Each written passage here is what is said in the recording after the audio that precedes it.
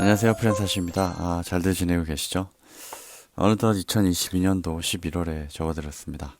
시간이 정말 빠른 것 같고요.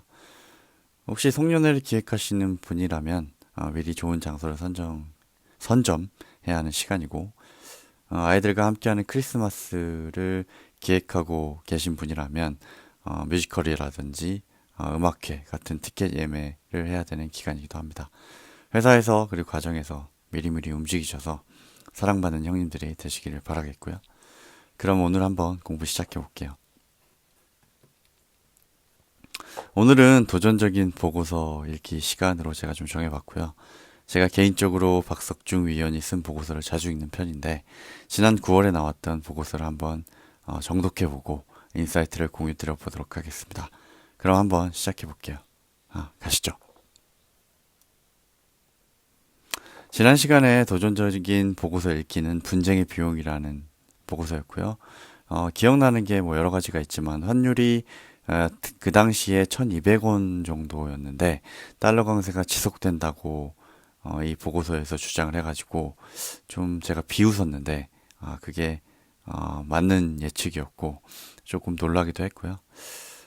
본인의 생각을 자신 있게 논리를 갖추고 이야기하는 모습이 멋진 것 같고 또 투자자들한테도 필요한 덕목이 아닌가 싶습니다. 박석준 위원이 이 보고서를 쓰고 나서도 3프로에 출연해서 소개 영상을 촬영했는데 이게 무려 1시간 20분에 달하는 분량이기 때문에 제가 조금 더 키워드 위주로 알기 쉽게 이해를 돕도록 하겠습니다. 목차는 정책 불확실성, 그리고 인플레이션과 통화 정책, 그리고 침체의 깊이, 시스템 리스크, 결론으로 구성되어 있는데 사실 크게 보면 위험 요소들에 대한 스테이터스, 그리고 침체의 깊이와 끝에 대한 폴캐스트, 그리고 마지막으로 프로포절에 해당되는 포트폴리오까지 이렇게 전체적으로 세 부분으로 구성되어 있다고 보시면 될 것 같습니다. 그러면 본격적으로 보고서 내용을 좀 살펴보면 첫 번째로 경기 침체를 야기한 원인에 대한 부분입니다. 결론적으로 말씀드리면 코로나로부터 시작된 공급망 불안이 러우 전쟁으로 조금 더 심화가 됐고 전체적으로 코로나 시기를 겪으면서 임금 상승이 이루어진 부분들이 이 두 개가 합쳐지면서 결국에는 인플레이션 압력이 늘어나게 됐고 이를 억제하기 위해서 연준에서 QT나 금리 인상과 같은 긴축 정책을 피면서 경기 침체가 전망이 되는 상황이고요. 전체적으로 그림을 보면 좀 이런 상황인데 아까 말씀드린 대로 공급망 불안과 G2 분쟁과 같은 정책 불안정성 거기다가 인플레이션 압력 거기 에너지 가격이라든지 농산품, 중간재나 완성재 가격이 상승하면서 전체적으로 인플레이션 압력이 강해졌고요. 여기에다가 임금까지 올라가면서 이런 부분들이 조금 더 심화되는 모습을 저희가 보고 있고 이런 두 가지 요소들이 합쳐지면서 기대 인플레이션을 억제하기 위해서 연준에서는 QT라든지 금리 인상을 통해서 긴축 정책을 피고 있는 상황입니다. 이런 부분들이 합쳐지면서 경기 침체에 대한 조금 더 확신이 깊어지고 있는 상황이고요. 경기 침체가 강해진다면 뭐 수요 위축이라든지 이익 훼손, 그다음에 조금 더 심해진다면 신용 경색까지 이어질 수 있는 환경이 조성되어 있는 상황입니다. 그래서 전체적으로 뒤에도 살펴보겠지만 이 침체도 얕은 침체일지 깊은 침체일지 전망해 보는 게 좀 중요할 것 같고요. 국가별로도 이 침체를 견딜 수 있는 체력이 어떻게 차별화될지 이런 부분들을 자세히 살펴보는 것이 향후에 투자를 결정짓는 중요한 요인이 아닐까 싶습니다. 그러면 향후에 신한의 시나리오 전망을 좀 살펴보면 전체적으로는 시나리오 3개 정도로 구성되어 있고요.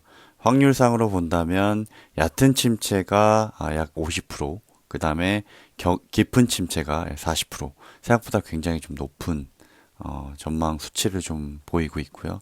전체적으로 단기적으로 공급이 회복되면서 물가 불안까지 해소되는 확률을 10% 정도로 낮게 좀 예상을 하고 있습니다.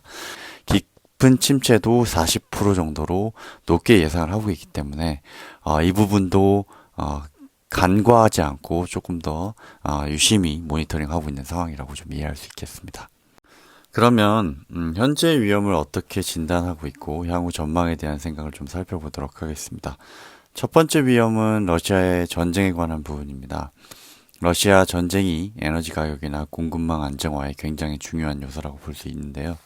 이런 부분이 안정화되기 위해서는 전쟁이 끝나야 하고 전쟁이 끝나기 위한 전제 조건 중에 하나가 러시아가 전쟁을 계속할 여력이 떨어진다는 것인데 아직은 러시아 경제가 견고하게 유지되고 있는 모습이라서 당분간은 전쟁이 쉽게 끝나지 않을 것 같습니다.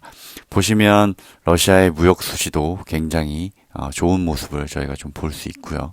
지금 루블도 유로 대비해서 강세가 이어지고 있는 모습을 저희가 좀 볼 수 있고 러시아가 과거 몇 년간 재정 지출을 억제하면서 전쟁을 착실히 준비한 모습을 저희가 좀 볼 수 있고요. 이런 전체적인 면을 봤을 때 러시아가 당분간은 견조한 경제를 유지할 걸로 예상이 좀 되고 그 이야기는 전쟁이 쉽게 끝나지 않을 걸로 예상이 된다는 부분으로 저희가 이해를 할 수 있을 것 같습니다. 견고한 러시아 경제에 반대적으로 러시아 전쟁이 견고한 경제 때문에 오히려 계속된다면 기본적으로 에너지 가격이 안정화되기 힘들다는 것이고 이게 유럽 사회에 굉장히 큰 어려움을 줄 수 있다는 전망입니다. 그래서 Winter is coming. 유럽은 벌써 떨고 있다는 내용이고요. 인플레이션 상방 압력이 에너지에 기인하는 면이 크기 때문에 금리 인하 환경에도 굉장히 부정적인 영향을 줄 것이고요. 여기 보시면 천연가스를 포함한 원자재 가격은 지속적으로 상승을 하고 있고 특히나 수요가 상승하는 겨울이 다가오고 있기 때문에 유럽은 에너지 부족으로 인한 사회위기를 걱정해야 하는 상황입니다. 다음으로는 글로벌 공급망, 특히 중국 쪽 상황에 대한 진단입니다.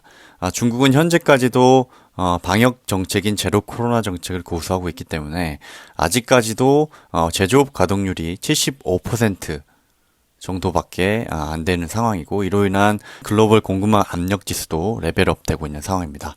여기 보시면 기본적으로 공장 가동률이 100% 정도로 정상화돼야 되는데 제로 코로나 정책으로 인해서 내려가고 있는 모습이고 공급망 압력 지수도 지금 보시면 이렇게 지금 레벨업 되면서 올라오고 있는 모습이기 때문에 앞서 말씀드린 것처럼 인플레이션의 시작이 글로벌 공급망 때문이었다는 것을 우리가 상기한다면 중국만 바라봤을 때 향후 당분간은 공급 사이드 쪽의 압력은 코로나 이전 수준으로 회귀하기 힘들 것 같다는 게 현재의 상황인 것 같습니다.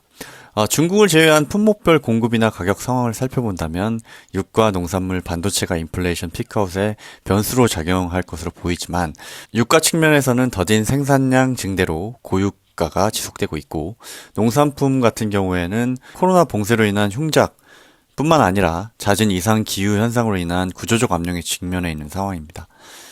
다만 다행스러운 것은 반도체의 경우에 병목 현상이 해소되고 있어서 이런 부분들은 조금 다행스러운 부분이고요. 여기 보시면 리드타임이 조금씩 줄어들고 있고 북반구 기온이라던가 이런 것들이 온난화에 따라서 올라오고 있고 캘리포니아 물 가격 또한 올라오고 있기 때문에 이런 것들은 농산품 가격의 구조적인 압력으로 작용을 할 것 같고요. 에너지 가격은 여전히 상방으로 방향을 잡고 올라오고 있는 모습입니다. 결국에는 패드가 금리 인상 속도 조절을 할 때 이렇게 녹록치 않은 환경 속에서 미국의 경제를 살피면서 속도 조절할 것 같은데 그렇다면 미국의 체력을 살펴보는 게 중요할 것 같습니다. 미국의 경우는 여기 보시면 에너지, 곡물의 자금률이 굉장히 좀 높은 편입니다. 지금 에너지 자금률 거의 100%가 되고요. 식량 안보 지수도 굉장히 높은 편이기 때문에 또한 달러가 올라가면서 이런 수입 물가에 대한 경감 효과도 굉장히 물가 안정에 큰 영향을 주면서 보시는 대로 타국가 대비해서 빠른 속도로 CPI가 지금 보시면 내려오고 있는 모습입니다.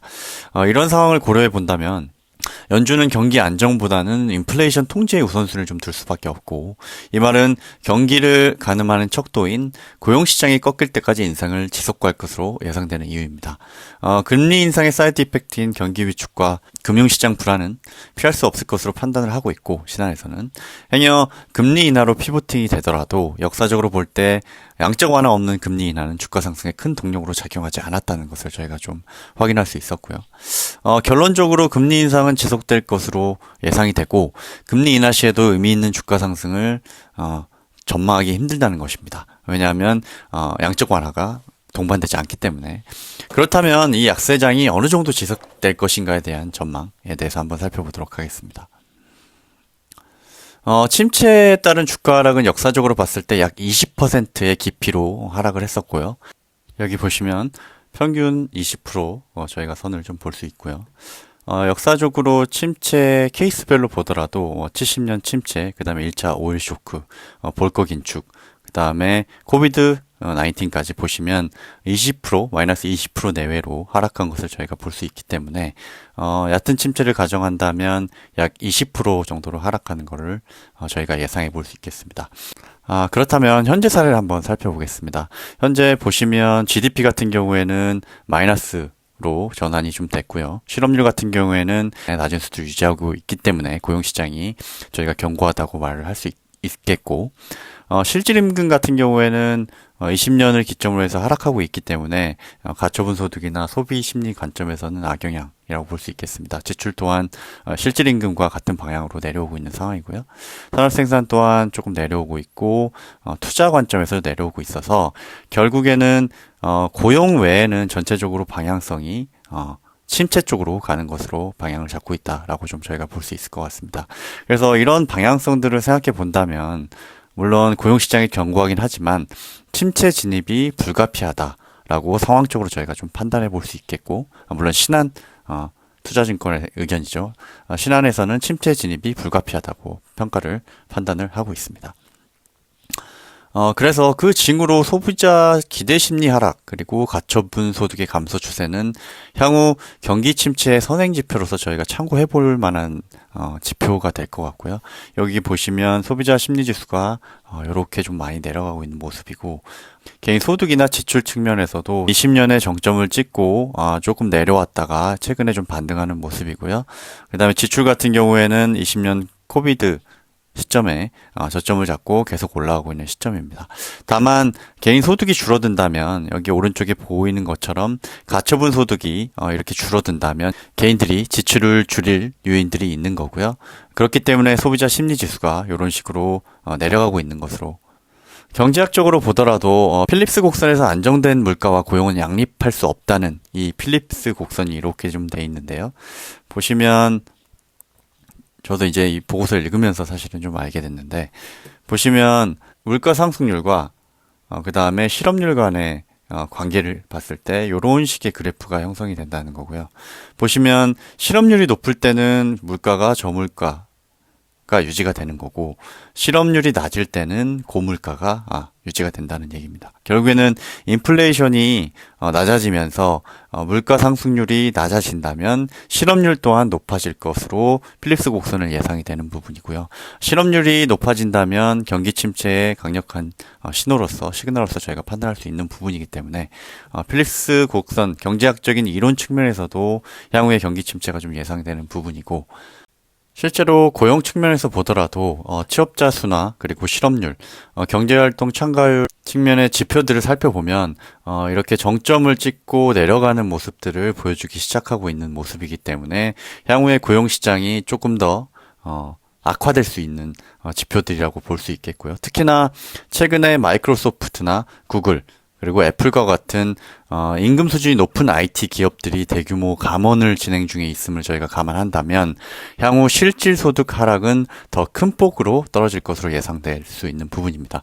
그래서 고용시장 또한 현재는 견고한 수준이지만 향후에 이런 대기업, 임금 수준이 높은 대기업의 행보들을 봤을 때 조금 더 악화될 수 있는 소지가 있고, 이런 부분들은 경기 침체로 이어질 가능성이 매우 높다라고 판단할 수 있는 부분입니다. 이에 따라 기업들도 적극적으로 이익 추정치를 하향하고 있는데요. 기업단에서도 경기 침체를 예상하고 대비하는 모습을 볼 수 있습니다. 여기 보시면 21년 4분기 이후 컨센 하회 비율이 밑으로 보면은 밑에 점이 찍혀 있다면 컨센 하회 비율이 높은 건데요. 22년 1분기, 그러니까 21년 4분기부터 컨센 하회 비율이 높아지는 것을 저희가 볼 수 있고, 나아가서는 내년 EPS 전망치도 3분기를 기점으로 지금 내려가는 모습들을 저희가 좀 볼 수 있습니다. 내년 전망치 또한 지금 하락하는 모습을 봤을 때는 기업들도 인지하고 있는 상황이라고 볼 수 있겠습니다. 이번 보고서에서는 기업단의 이익 하향 외에도 시스템 리스크의 가능성에 대해서도 전망을 했는데 그 부분을 한번 살펴보도록 하겠습니다. 하이힐드 스프레드 같은 경우에는 우량 기업과 신용도가 낮은 기업의 채권 금리의 차이를 말하는데 통상 500bp 이상이 위험 경계 구간이지만 현재 560bp 정도 되기 때문에 경계해야 되는 상황으로 판단을 하고 있습니다. 그래서 하이힐드 스프레드 같은 경우가 좀 이렇게 올라가고 있고 또한 하이힐드 스프레드와 기업 들의 부도율이 9개월 간격으로 상관관계를 갖기 때문에 이 부도율 부분도 유심히 모니터링 해야 되는 부분이고요. 다만 유동성 환경을 판단하는 테드 스프레드 같은 경우에는 안정적인 상황으로 G2에서는 신용 리스크 가능성이 굉장히 낮은 것으로 판단하고 있습니다. 여기 보시면 테드 스프레드가 낮은 방향으로 유지되고 있는 모습이고요. 테드 스프레드가 달러 유동성을 판단하는 원리는 은행 간 단기 자금 시장의 벤치마크 금리인 3개월물 리보가 무위험 자산으로 통하는 미국채에 비해 크게 높아진다면 은행들의 유동성 사정에 문제가 있을 가능성이 크다는 것이 원리인데요. 그래서 여기 스프레드 값이 낮아지고 있다는 것은 달러 유동성 환경이 우호적으로 조성되고 있다고 판단할 수 있겠습니다. 그렇다면 G2 국가 외의 다른 국가들의 사례를 한번 살펴보도록 하겠습니다. 국가적으로 봤을 때 피그스, 포르투갈, 이탈리아, 그리스, 스페인 정도가 신용 위험 경계 상황으로 판단을 하고 있고요. 일부 남미 국가의 위험이 상존한다고 판단하고 있습니다. 다만 이 부분에 대해서는 많은 지면을 할애하고 있지 않은 점을 고려한다면 국가별 신용 리스크에 대한 우려는 크지 않을 것으로 예상을 하고 있는 것 같습니다. 그렇다면 가장 중요한 투자 관점에서의 전략을 한번 살펴보도록 하겠습니다. 작은 그림과 큰 그림을 나눠서 설명을 하고 있는데요. 이 장표가 지금까지 설명해왔던 내용들을 좀 요약하고 있다고 말씀드릴 수 있겠습니다. 일단 경기 침체 국면에서 수요 측 압력을 금리를 인상하면서 완화를 하고 있고요. 그 다음에 저희가 인플레 정점을 확인했고 희망적으로 긴축 강대가 후퇴할 것으로 좀 예상하고 있지만 오히려 이쪽보다는 경제 지표나 기업 이익이 하향이 되면서 시스템 리스크 발생 여부라든지 침체 시점과 깊이를 판단하는 것이 오히려 더 중요해졌다라고 좀 판단하고 있는 부분이고요. 시계열로 본다면 금리 인상, 그 다음에 물가 상승, 거기다가 경기와 기업 이익이 하향, 그 다음에 4분기 이후로 크레딧 위험까지 이런 부분들을 면밀히 살펴야 되는 상황에 저희가 직면해 있다라고 말씀드릴 수 있을 것 같고요. 자산 배분 전략 측면에서는 공급 불안이 지속되고 있고 G2 같은 경우에는 강한 고용과 내수 안정의 상황, 그리고 펀더멘탈 측면에서는 기업 이익의 추정 하향, 그리고 신용 위험의 부상, 그리고 정책 환경 측면에서는 정책 불확실성의 잔존, 긴축 기조의 유지라는 점에서 본다면 주식 같은 경우에는 선진이 신흥보다 조금 더 우세해지는 거고 그 중에서도 G2를 최선화하고 있다는 거고요. 채권 같은 경우에도 국채를 회사채보다 선호를 하고 있고 단기보다는 장기를 선호를 하고 있습니다. 대체 자산 같은 경우에는 변동성 제어를 차별화하는 목적으로 포트폴리오를 채우기를 제안을 하고 있고요. 그래서 전체적으로 보면 구간별 대응으로 봤을 때 채권의 우선순위가 제일 높이 올라갔고 그 다음에 대체 자산, 주식 순으로 투자 매력도가 정리되는 모습입니다. 상반기에는 인플레이션 대응, 위험 회피를 해야 되고 하반기 역시 경기 침체 진입과 신용 위험에 대해서 대비를 해야 된다. 특히나 3분기 같은 경우에는 달러 자산을 최선을 하고 채권 비중의 확대, 주식 비중의 축소, 그 다음에 대체 자산에 대해서는 중립 의견을 내세우고 있습니다. 이 부분에 대해서 조금 더 요약해서 말씀을 드리면 선진 지역 채권에 대한 비중 확대 보이시죠? 그리고 뒤에서 조금 더 자세하게 말씀드리겠지만 현금의 적극적인 비중 확대를 제안을 하고 있습니다. 사실 증권사 리포트에서 현금 확대라는 제안을 하기가 쉽지 않은데 이런 부분을 봤을 때 조금 더 신뢰가 높아지는 것 같습니다. 제가 매몰됐나 싶기도 한데 형님들도 조금 이런 부분을 감안해서 객관적으로 한번 살펴보시기 바라고요. 추가적으로 오버웨이트의 글로벌 리치가 있는데 유일하게 커버하고 있는 EPR이 좀 떠오르면서 제가 좀 흐뭇하긴 했습니다. 네. 그래서 전체적으로 요약해서 말씀드리면 선진국 국채 그리고 현금 비중의 적극적인 확대를 제안을 하고 있습니다. 그렇다면 전략에 대해서 조금 더 자세히 알아보는 시간을 가져보도록 하겠습니다. 앞서 말씀드린 대로 채권과 현금의 매력에 대해서 강조를 하고 있기 때문에 상황적으로 보면 주식자금의 급격한 이탈과 경기 침체가 이렇게 합쳐지면서 채권 매력이 좀 부각되는 측면이 있고요.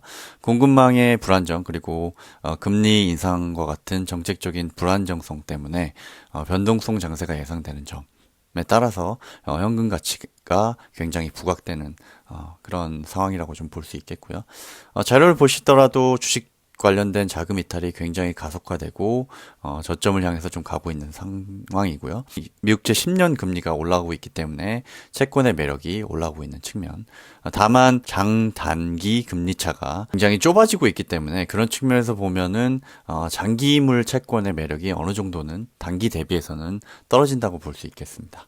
또한 대체자산 측면에서 원자재를 살펴본다면 원자재의 특성이 기본적으로 경기 선행지수에 연동된다고 봤을 때 경기 선행지수가 지금 하락을 하고 있기 때문에 원자재 자체도 향후에 전망이 불투명한 상황이고요. 앞서 말씀드린 것처럼 변동성 확대는 여러 가지 이유로 조금 불가피한 상황이기 때문에 주식의 변동성 자체는 위험 요소로 판단이 되기 때문에 매력이 좀 떨어진다고 말씀드릴 수 있겠습니다.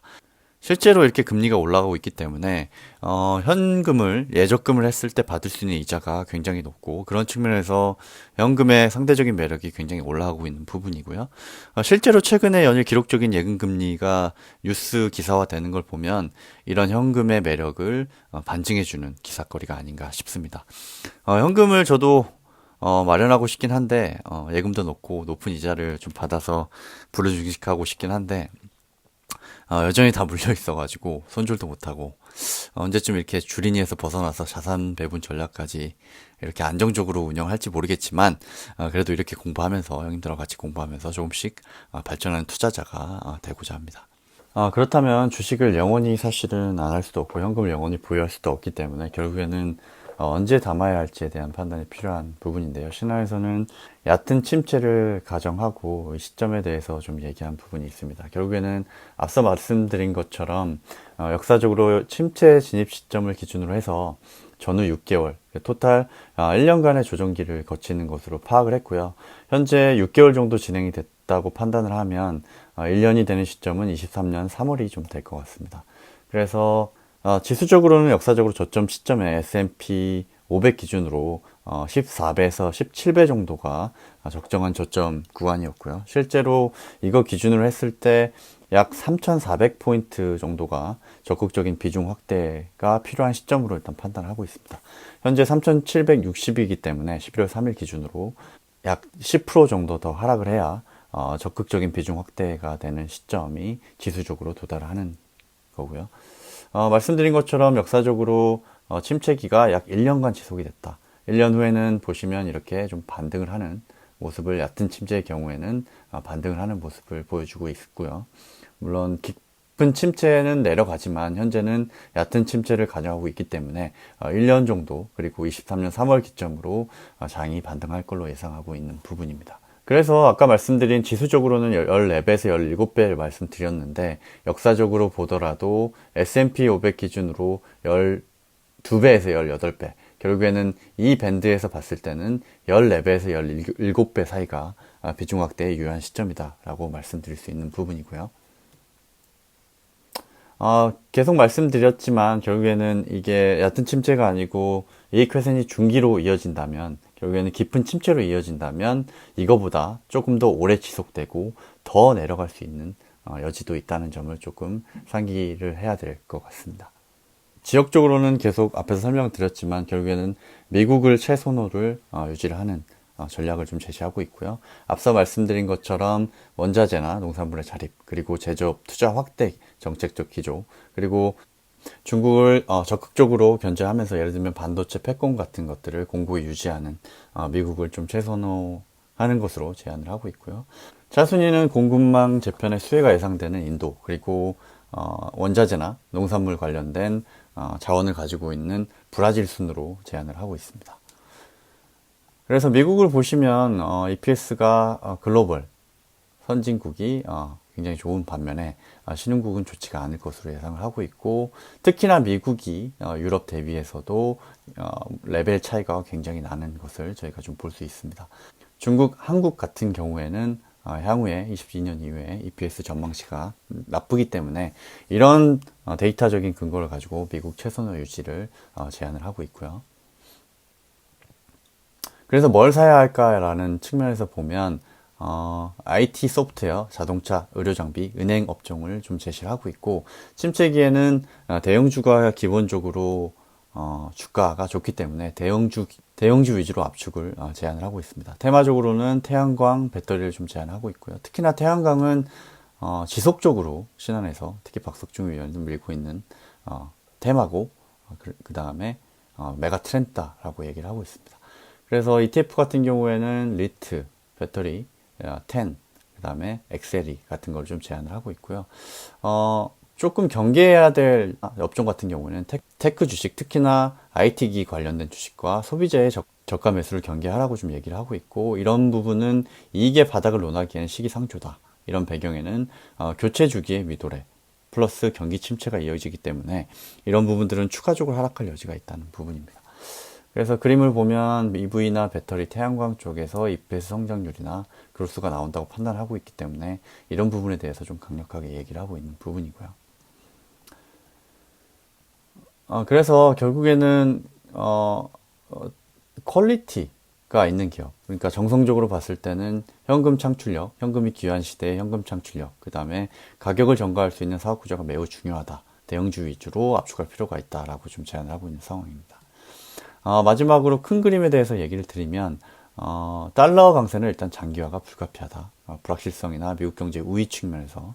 두 번째는 G2의 글로벌 경제 영향력은 지속적으로 확대된다.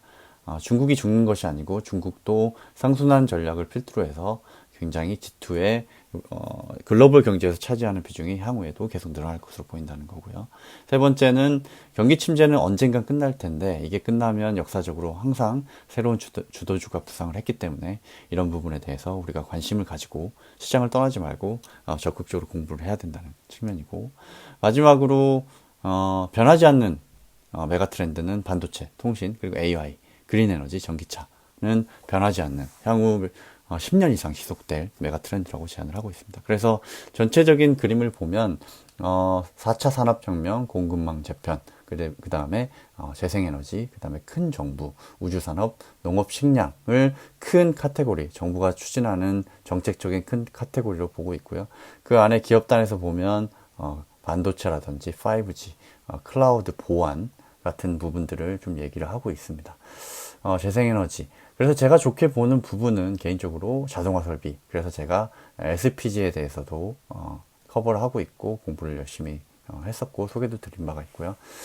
오늘은 전체적으로 굉장히 개인적으로 어려운 공부였고 이걸 또 제가 형님들한테 설명하려다 보니까 여러 번 읽었는데도 어렵고 설명하는 것도 많은 어려움을 겪고 제가 많은 시간을 투하했습니다.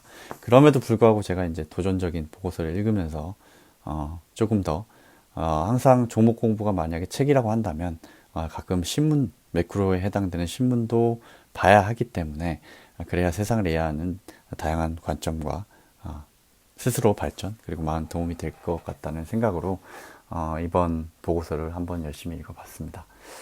유튜브를 보다 보니까 정말 비슷한 논조로 방송을 하신 분이 계신데 강영현 이사님께서 얘기하신 게 채권과 현금에 대해서 굉장히 비중을 높여라라고 얘기하시고, 이분은 특히나 내년 초에 신용위험이 발생할 가능성이 매우 크다라고 얘기를 해서 23년 3월 이후에 종목 이야기를 하겠다라고 해서 굉장히 뷰가 비슷한 부분인데, 혹시나 이 보고서와 비슷한 논조를 듣고 공부하고 싶으신 분은 이 영상을 한번 보시기를 추천드리는 바입니다.